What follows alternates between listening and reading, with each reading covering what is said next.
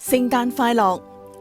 我哋係新界西院牧事工嘅院牧義工同埋教會義工，我哋聚集喺一齊獻唱多首聖誕詩歌，為要帶俾大家一個重要訊息。第一首詩歌《聖誕佳音》，描述耶穌基督降生時，有天使向嗰啲貧窮嘅、受苦嘅、不被人重視嘅牧羊人話：我報給你們大喜的訊息，是關乎萬民的，因今天在大衛的城裏為你們生了救主，就是主基督。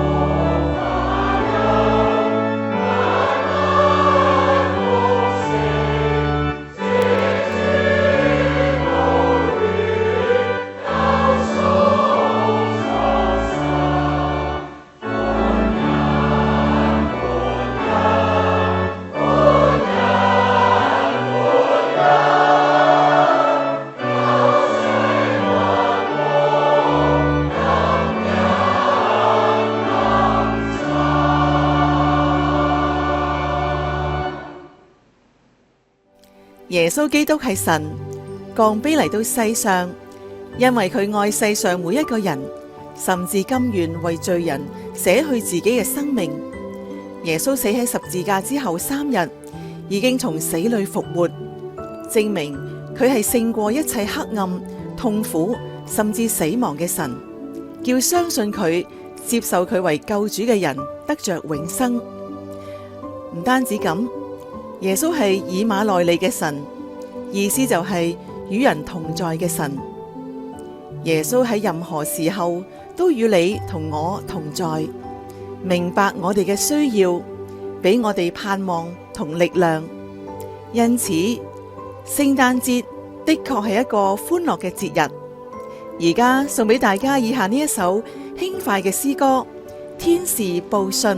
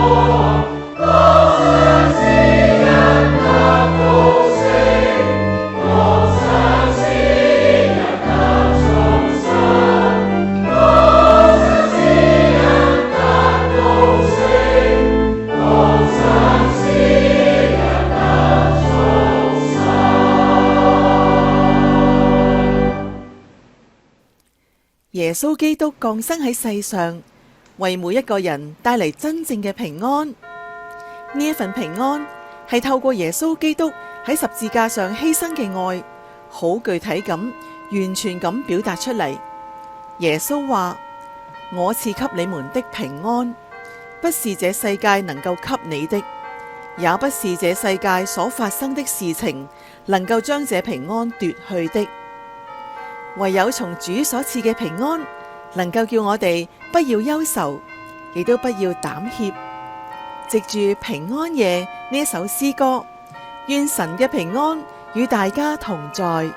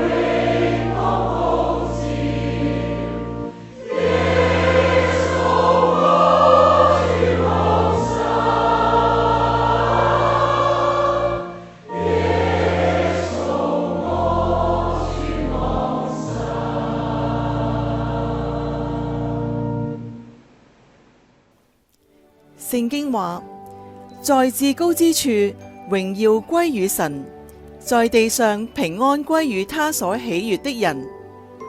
又話，我報給你們大喜的訊息，是關乎萬民的。